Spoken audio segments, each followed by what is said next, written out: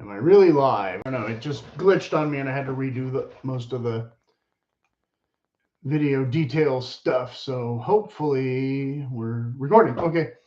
This was to be a rebuttal video or reaction video, whatever you want to call it. I didn't get to take my walk this afternoon because I was watching a really long video. And so I made some notes. Kind of what I was thinking about earlier. I mean, I'm not in school right now, so I don't know what all the current trends exactly are in terms of, clothes and dorm room decorating. And it's been literally 4 or 5 years since the height of the pandemic when a lot of this took hold.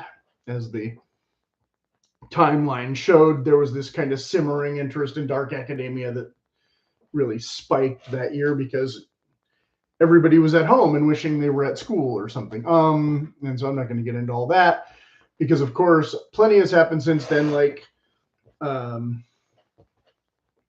traditional kind of Christian women getting into dark academia and then realizing dark academia doesn't like suit them at all or whatever, for, decorating a big house that isn't a dorm room. And of course, my argument constantly, and I used the Dead Poet Society photo for my thumbnail because that was going to be my thumbnail last week for my autumn reset clothing video, which turned into an LL Bean shoe video instead. So I'm using it here instead of maybe some more Halloween-y kind of thumbnail. It's more academia than, well, I don't know what's more academia than Dead Poet Society. That was kind of one of the first films that really kicked it off. And in the comments, to get a couple of these kind of out of order, out of the way, I had scrolled through the comments when there wasn't a million of them yet. I don't know how many it's up to now.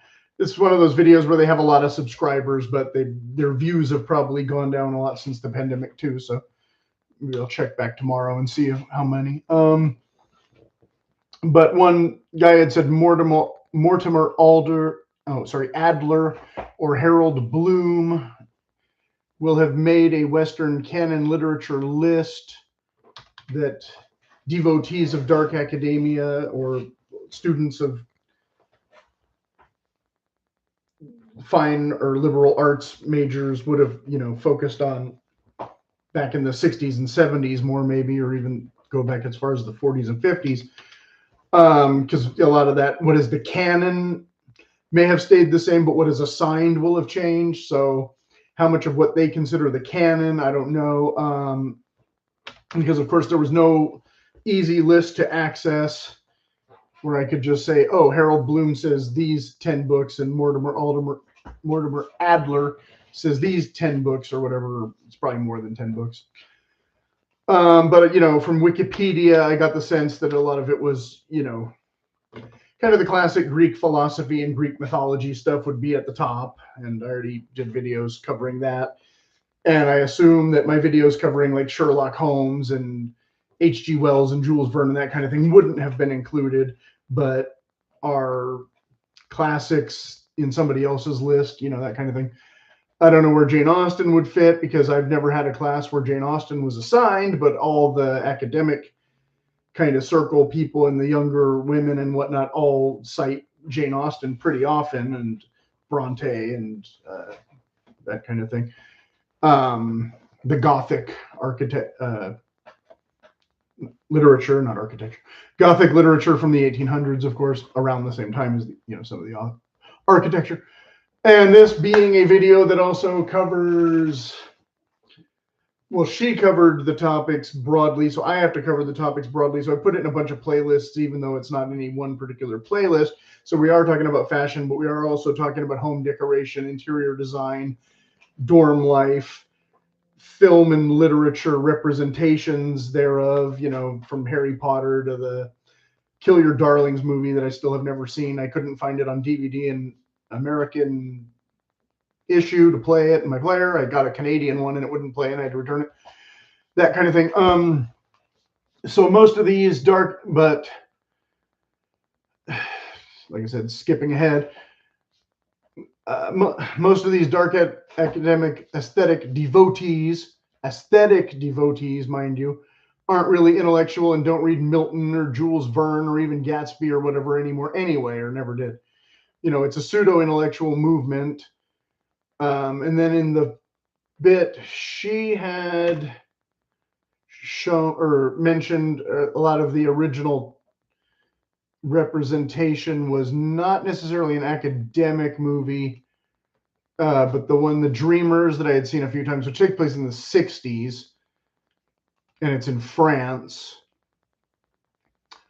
And they are at college age, and they do meet in college, but they're not really discussing education as much as some philosophy and politics. And of course, it's a love story, not yet censored here, and all that. But then nobody mentions, and I did video about already last year, I think, or maybe the year before. I can go back and find it. Whit Stillman, of course, being the neglected guy, he was already around near about the same time as Dead Poets Society, but being an independent film. Not as many people will have seen the first one. Last Days of Disco was kind of the mainstream hit and used some of the same characters and whatnot. But actually, I also wanted to interject Pump Up the Volume, right? That was a dark academic story, but nobody was dressed in tweed or anything. They were all listening to rebellious modern music, not classical symphonies or anything. And to a degree, Breakfast Club. I mean, I've talked a lot about Breakfast Club on this channel already, so I didn't want to go too deep into that, although I did have recently a new insight partly about that, mostly relating to Bender and Claire's relationship and some other things. But of course, none of them are intellectual characters per se. They could have made Allison a little more intellectual, but she's kind of quiet through the whole movie intentionally because she's the weirdo goth chick. And then Brian is the super smart guy, but he's not portrayed. I mean, yeah, he's the smart one, and they get him to write the essay and all that, but he's not exactly Woody Allen either. But then there's the one part which I mentioned before where Claire, Molly Ringwald's character, does say, almost get into an argument with Bender about Moliere. He says, "Oh, he really pumps my nerds," and rip in the book, and she kind of comes across as like, the good girl, but she's not especially studious. She literally ditches school to go shopping. So kind of a weird moment there in the movie that, and then they play the little bit of music behind her to, show that she's like classy and all that and not into, Cream or heavy metal or whatever like he is. But anyway, but let's not dwell on it. So the Dreamers, I mean, most of us watched that movie for one reason, because what's her name from the other? Why can't I think of her name right now? I know it. Anyway, she's, unclothed for a good fair scene of that. Ava Green, right? So basically, like, when we're talking about everything that kind of came out of the pandemic and a lot of the is it Z now or Y? I think it's Z. Gen Y would be mostly exempt from this, even though some Gen Y and even, like I said, some Gen X have adopted some of this. But some of the Gen X and even some of the Gen Y will have originated this. So it's kind of like, well, Gen Y may have abandoned it and came back to it because they remembered that they liked it.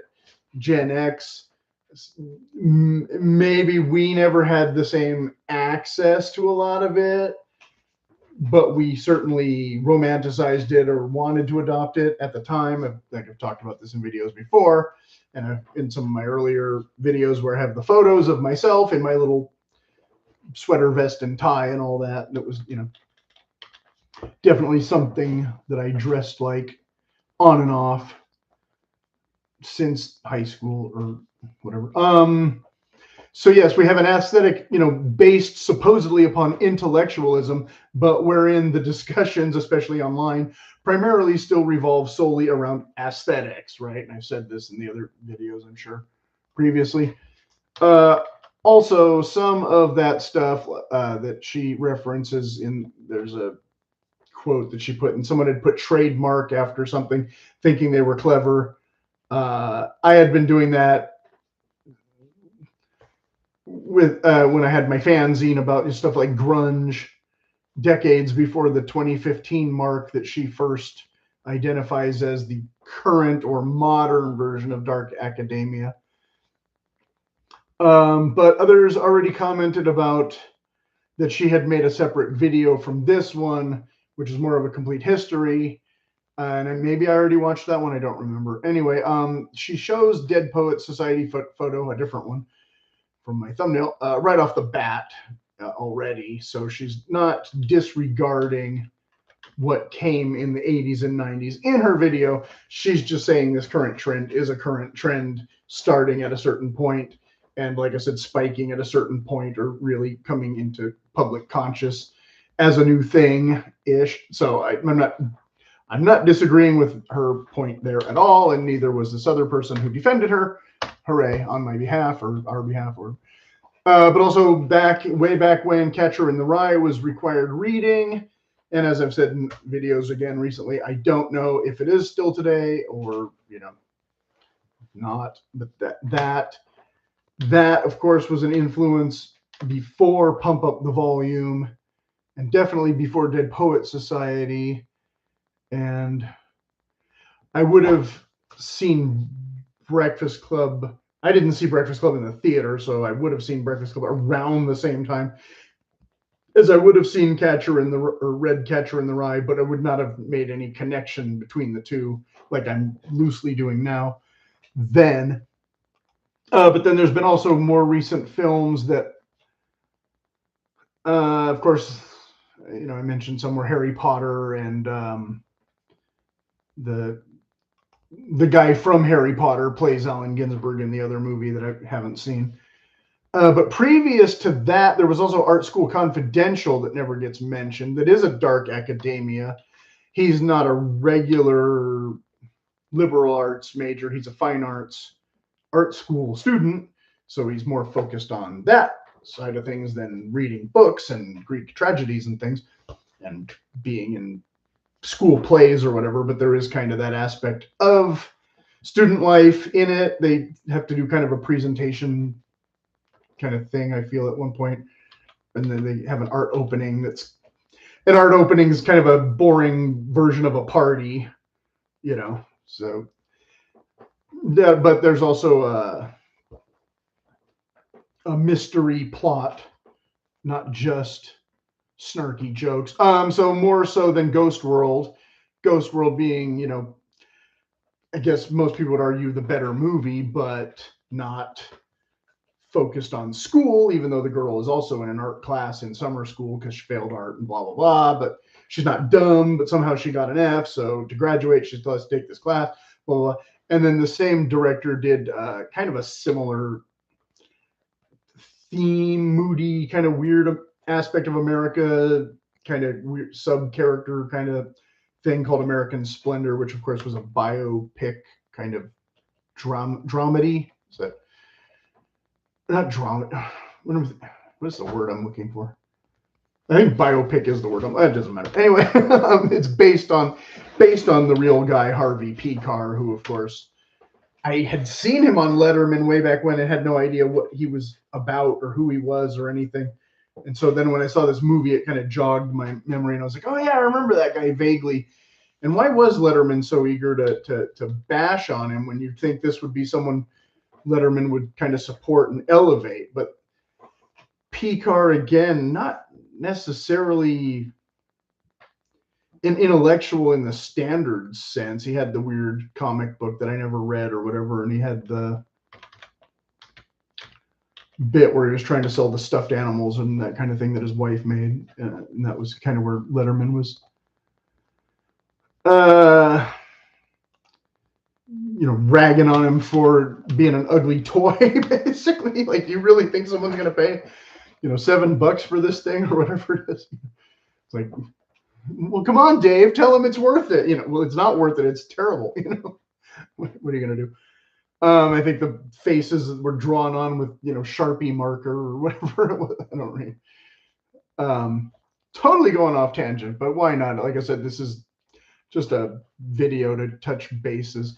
And the title, of course, being the concept that, like some of these other movements, like the post-punk thing and whatever, has dark academia as an aesthetic jumped the shark yet? And of course, my short answer, like I said, is I'm not positive because I'm not in a dorm room, but we'll get to that in a minute.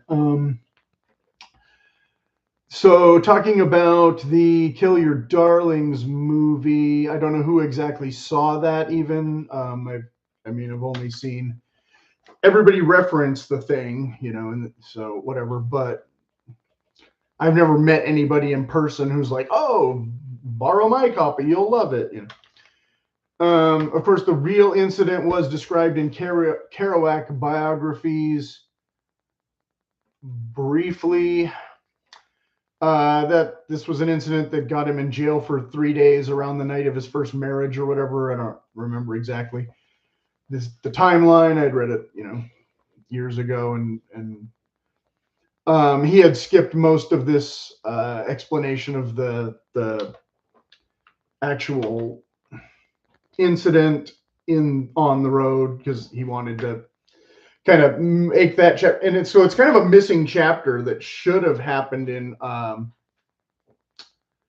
either the beginning of On the Road, or he should have had a separate short book that would have been set between Town and the City and On the Road. And of course, Town and the City and On the Road aren't necessarily considered sequels. I don't know why, but in the whole Delos legend or whatever, certain books are yes, and certain books are meh or no or not really or maybe or whatever. And but yeah, Town and the City definitely takes place, and some of the incidents in On the Road take place at the same time as John Holmes, Cleland Holmes is it Go? Yeah. He wrote Go, and Kerouac was worried that, that would affect his book or whatever, but his book didn't end up coming out for several more years after Cleland Holmes' book came out. And of course, like 12 people read Cleland Holmes' book, so I don't know what he was worried about. I made like number 13 in 1996 or something when I finally got around to finishing the thing, or maybe it was the 2000. I thought I read it sooner. I know I had it for a long time before I actually read the whole thing, and I still haven't finished The Horn. I still have The Horn here somewhere. Anyway, so yeah, I feel like Kerouac could have had, because he did The Subterraneans, and there was really almost no reason to read that, and he did it in like 3 nights. But I guess in his mind, he had just already moved past the incident or whatever. And I remember one of the guys' name was like David Camarera or something. I thought that was but then they said Lucien Carr. So maybe it was Lucien Carr who said this. I don't remember, but in one of the bios or some article I read somewhere later, like in the 70s or the 80s, he said he, really regretted going to prison for all those years because he thought he could have saved Jack Kerouac, I guess, from his alcoholism, or maybe felt like he could have kept him from dropping out of school and becoming, the famous Wander Bum author, which, wasn't the worst fate he could have had, if he only he wasn't, drinking and doing other things, right? How much this guy could have stopped him from his fate, I don't know, but he was channeling his regret or whatever.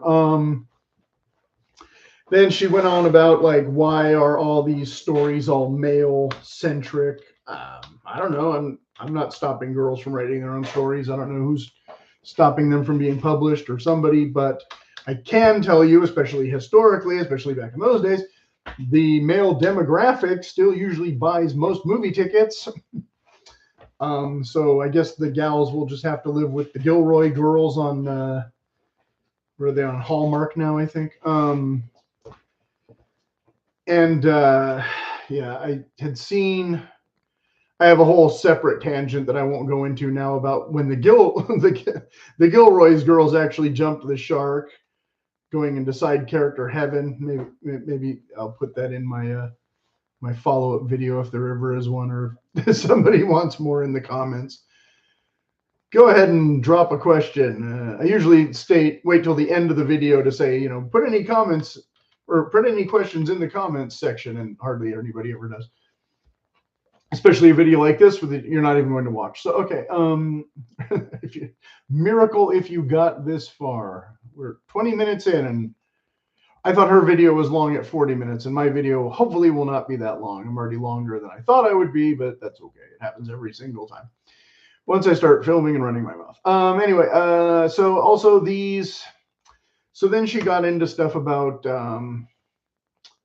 subtext theories and whatnot. These after the fact insinuations about older works have gotten tedious for me because I've heard them about both Dead Poet Society now and Catcher in the Rye before.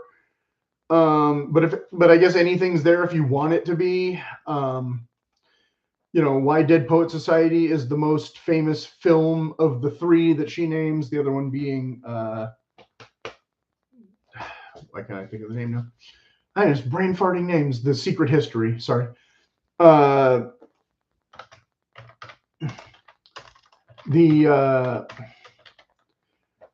most famous of the three for general audiences. That is my rhetorical question, of course. Because guys bought movie tickets, but it was also a date night movie. That was one that women liked to go to, and guys would probably take them to the movie. Whereas if it had been a lot of queer undertones and stuff like the Harry Potter Allen Ginsberg film, probably less guys would be taking their girlfriends to it. Just a hunch.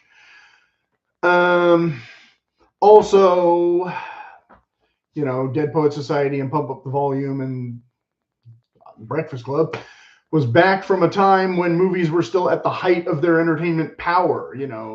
That is clearly diminished, at least since Lord of the Rings or whatever. And all the blockbusters went away before 2015. I don't even remember what year that was, but it was before it's been a minute since people were renting movies every Friday night, and you had to get there early to, get the good type. I didn't even rent from Blockbuster. They were the worst. I actually rented from other places. But still, if you got to Blockbuster or someplace like that, Video Express or whatever the name was called, and around the corner from your house next to your, pizza place. Yeah, if you got there too late, all the new releases were already checked out, and you had to get some random 5-year-old movie or whatever. Like, okay, let's watch, Kelly's Heroes again or something. Then I made a joke because in one of the things they had put jewelry with 2 L's, and so I put misspelling jewelry as a good indicator of how intellectual these people actually are. Ha ha ha.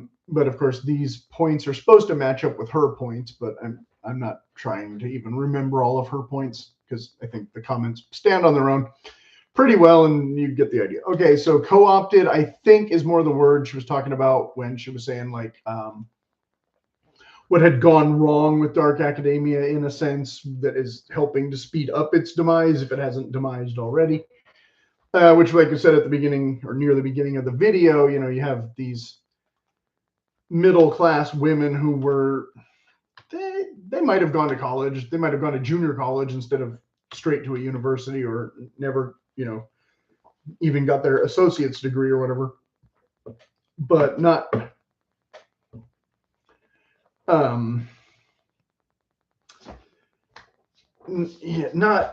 not academic majors, though, more of service industry profession stuff that you don't just get from applying at McDonald's and working your way up, right? Like if you want to be a bookkeeper, you take some bookkeeping classes. You have to know how to type to be a secretary, even if you're, not the executive secretary, that kind of thing. And so these women weren't, Ivy League or anything like that. But they weren't, strictly blue collar either. And so I would say, some of them may have this longing for a university aesthetic that they never quite enjoyed, or maybe there were more sorority gals then, but they want their house to be classier now, so they want to adopt some of that. And I've talked about how in reality, though, if you watch Dead Poet Society, the decor is completely austere. It's the school that's nice. Their room is bare. It's 2 desks, a bed, and a dresser closet kind of thing with some hangers for your jacket. It's not. There's no dark academia. The walls are white and plaster, and that's it. They don't have any decoration. So it's kind of funny, that the idea that dark academia has this look to it. Well, that look is the look that everybody gets in the commons area. It's not the look that you get in your actual room. So trying to make the commons area into a house is kind of hard if you don't already live in a Victorian mansion or a Scottish estate or something that came that way, but was built in, the late 1600s or the, mid 1800s or something. So it's kind of silly. And as I pointed out many times, I don't do much in this because I'm in California, and nobody's going to be fooled into thinking this is a Gothic mansion at all. But I don't decorate it with, I don't know, too much random stuff that's, signifying younger or whatever. I don't know where to exactly go with that. But then she went off into light academia, which is the thing I skirted over earlier. That again, I'm going to come back to that. So hang on. We're skipping. Well, no, I guess we'll say it now.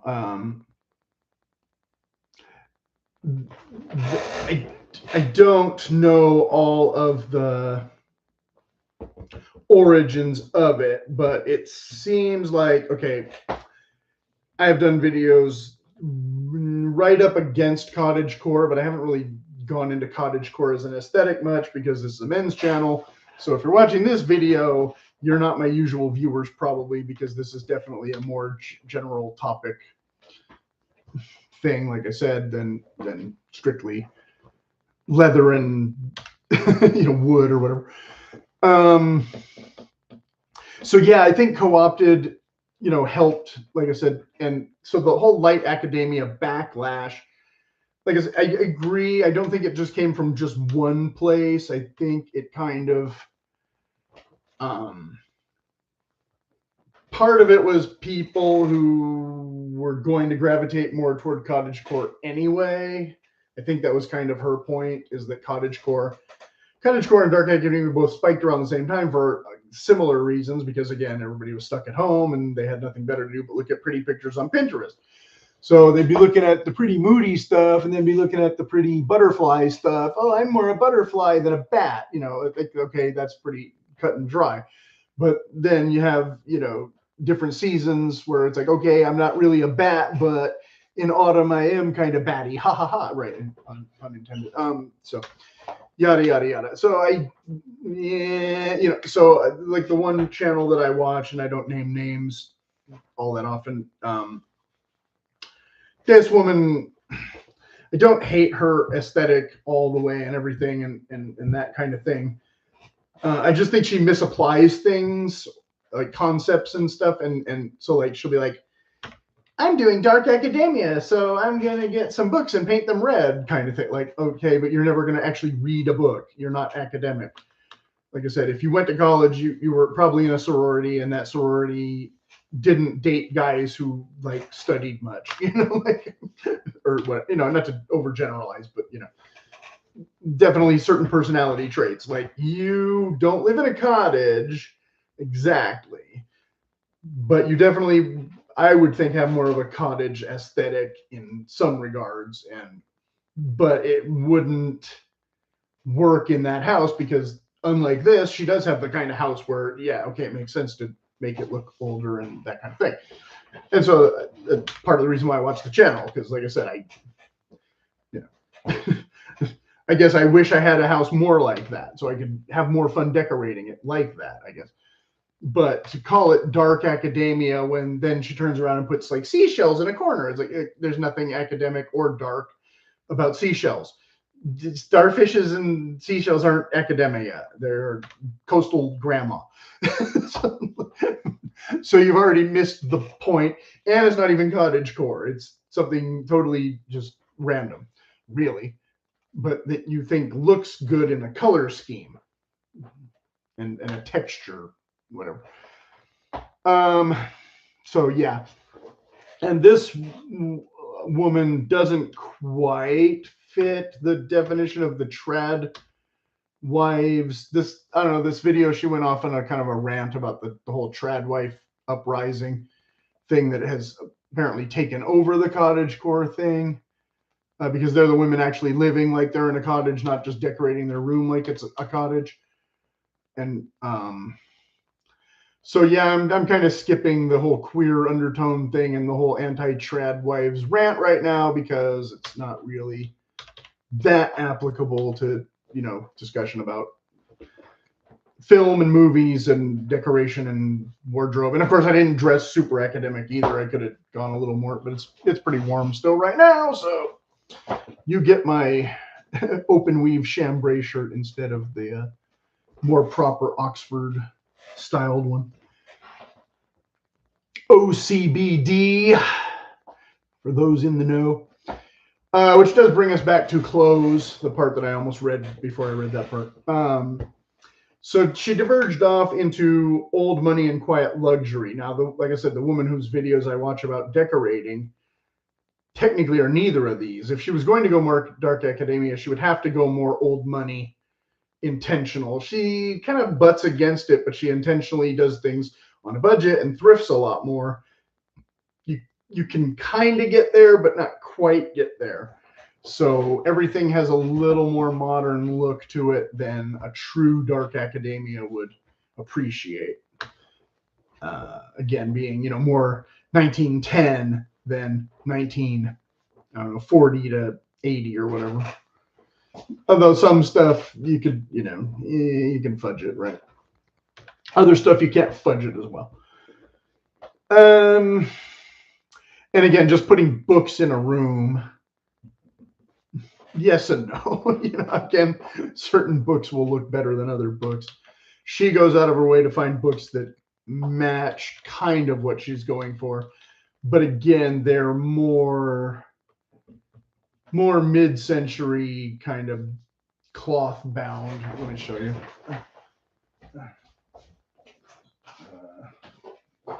Oh, you go. Okay. Here's a perfect one. Here's a perfect one for October. See, the complete Edgar Allan Poe, right? Except I probably found this at the used bookstore. Yeah, $5 back when I bought it. You'd never get this for $5 now. And I have read, you know, some of it, but most of the time when I have a book like this, I want to get a paperback reading copy and not damage this copy. But of course, this probably had a slip cover at some point before, you know, whoever owned it, you know, wrecked it or threw it away or whatever. And so something like this, but this is not a leather bound 1800s, you know, super expensive. You know, what did this be like? Maybe 30 or 40 bucks now or more. Well, if you got somebody who is an Edgar Allan Poe that people actually might want to read, and you got, you know, the collected works of Joe Blow, it'd still be $3 at a thrift store, right? So there you go. But yeah, I don't think I could find this for $5 now. That would be a bit of a stretch. But again, this looking a little more academic than I don't know, what do I have here that's convenient? Yeah. Any contemporary fiction, like I said, the paper bound trade paperback. That was the word I was looking for. Trade paperbacks look less intellectual than this, right? And this looks less intellectual than a real leather thing. So anyway, so old money. So she gets into old money and quiet luxury, and she kind of conflates the terms. So I have to unpack that real quick. Even though I've done the video about that already somewhere in there. Old money and quiet luxury aren't the exact same thing. And this was finally explained to me in somebody else's video, because I was doing the same thing. I was kind of not understanding which was which. The latter is more of what you mean about what she means about signaling to other people that they're in the know, that they're going to recognize that brand. That's not an H&M sweater. That's a, you know, not even Ralph Lauren, whoever's above Ralph Lauren in price, you know. That's a real sweater, not a wannabe sweater, of which I have, you know, plenty of those lying around. I did a whole video on sweaters. Go 3 videos, I think. Check them out. Old money is more overtly trying to look like you have the money, even on a budget, like how this woman decorates her house, and like how Dark Academia, as she even says in the Secret History or whatever it's called, is, you know, he goes to the thrift store and buys the tweed jacket to go with his new shirts, you know, instead of being able to just go to the store and splurge and get all the new stuff. Whereas quiet luxury, these are people who can afford the stylish luxury items, like the $700 cashmere version of that cable sweater, instead of the $70 one that, you know, still looks trad, but won't feel as nice to your hand, you know, obviously. Again, you know, like I can get a linen shirt from LL Bean for less than $80 or somewhere around there most years. I don't know if they discontinued all their linen this year. Whereas other places will have linen shirts for upward of $200, and that's just way too much. I won't spend that much on a linen shirt.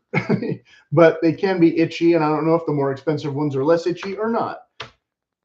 But it doesn't matter, because I'm not going to spend $250 on a shirt. A sweater, though, as I've said, a $700 cashmere sweater, I don't think cashmere is as warm or as durable. So I'm more happy with a wool sweater, but you have to get the merino ones if you want them to be less itchy or not itchy, just so you know. Okay, just to throw in some sweaters there in my menswear video. So then her conclusion, I thought, was kind of lame and kind of dropped off, and I won't go into all of it, like I said. And what they teach at universities now is not necessarily, like I said, what they taught at universities then. We can wonder what they're even teaching.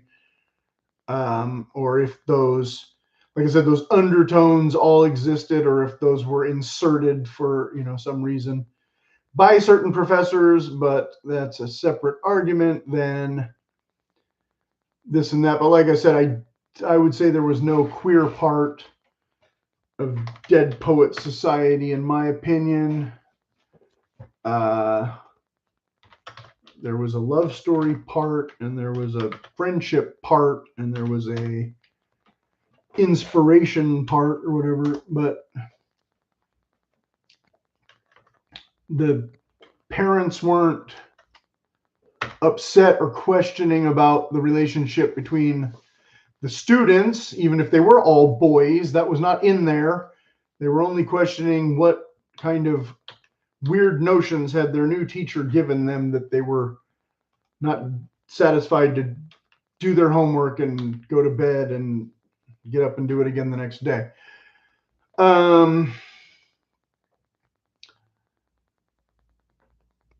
And such. Yeah,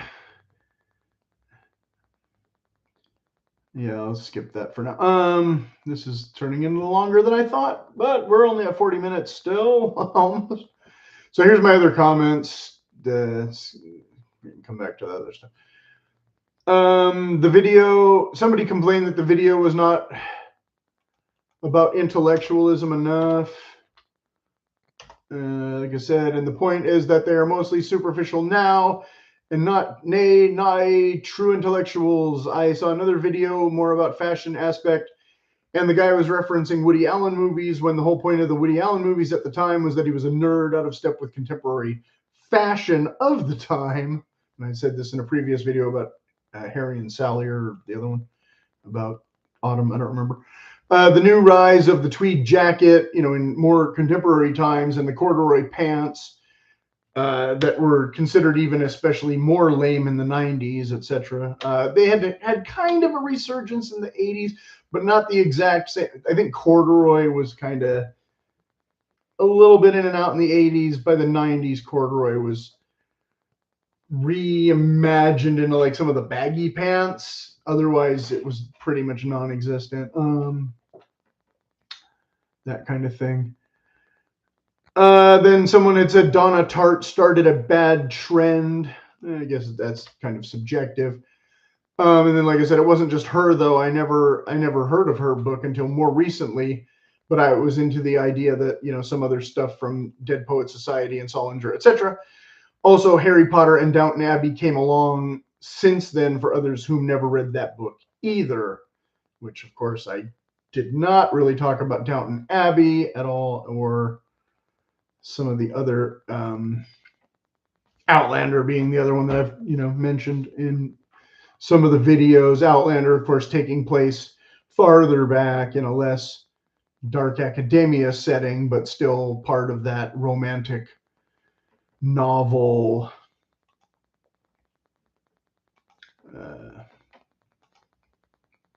what women prefer compared to men for entertainment. Again, not to over stereotype or generalize or whatever, but it's there. It's real. I mean, who bought all those copies of 50 Shades of Grey? It wasn't me, you know. I already had 50 Shades of the Raven instead, right? If I wanted something kind of historical, etc., etc., etc. So where are we now? You know, like I said, to have some kind of conclusion, since this went on 10 minutes longer than I thought it would. You know, again, I don't actually know. It's more of an online trend than a real world one in some aspects. So how much traction a video like this will get? Well, my videos don't get traction anyway, but her video is getting some. So there's obviously still some interest in the concept or the category of dark academia, and, you know, senses of the word. But the films that are coming out now, you know, do they reflect this? Will they reflect this? Or is Hollywood going to go more toward blockbusters and whatnot? But of course, as I mentioned in another video, we did have another version of Little Women, but that was still several years ago now already. And Little Women, they're not technically very, it's kind of academic. There's, you know, they're in the more of the performative fine arts category than the strictly intellectual. And she is a writer, but what she's writing is mostly the pulp fiction of the day, and then she pivots and writes about her family, which again is not literary fiction or whatever. It's, you know, kind of its own category that didn't really exist yet then, you know, I guess technically. So that, but blah blah blah, but that's like one book. I mean, she did a whole bunch actually, or whatever, that nobody's ever mentioned or, as far as I know, but, you know, don't know, doesn't matter. That's the one that keeps getting remade into movies, being my point. And that one generates movie sale tickets, not from date night guys, not from Marvel superhero movie guys. You know, that's one that is a different demographic. But there's been, what, 4 or 5 of those films now in how many decades? It's not like they remake Little Women every single year. It's every 2 decades or so, somebody goes, oh, hey, you know, this one might be a hit. We got a bunch of it girls lying around, and they all draw usually, but a couple of them are getting older, and a couple of them aren't it girls yet or whatever. And they pat it out and make it go. So anyway, so yeah, I get, so, you know, I think we're getting to kind of that remains to be seen limbo slightly, but it is back to school time, so, you know, you can throw in your 2 cents here. I think dark academia is very alive because I'm at Yale right now, and half the people look like Harry Potter, whatever, you know, I don't know. Please show us images if that's accurate and not just spouting off, obviously. But I think that would be less the case than the trend being, you know, and where the cottagecore trend being co-opted more by less single women and more married women, perhaps, and blah blah blah. but again, not necessarily something I'm as knowledgeable on. And again, as she says in her video, a thing where you'd have to already kind of live in those environs to really pull it off easier than, whereas pulling off dark academia, you can do almost anywhere. Again, I could do it more here if I really, applied myself for some reason, and I just don't. Because I already have a globe, and I already have an old radio, kind of looking radio. Oh, there it is. And I already have books. So I don't know what else I really need. I already got a sailor guy. I keep circling everything with my mouse, but you can't see my mouse. Sailor guy, right? I could get more stuff like sailor guy if I just wanted more knickknacks, but at some point it becomes, clutter, and I'm trying to eliminate more clutter. So, okay, I talked for way too long after watching a video that was really long. So, hooray. And I'll leave it there then.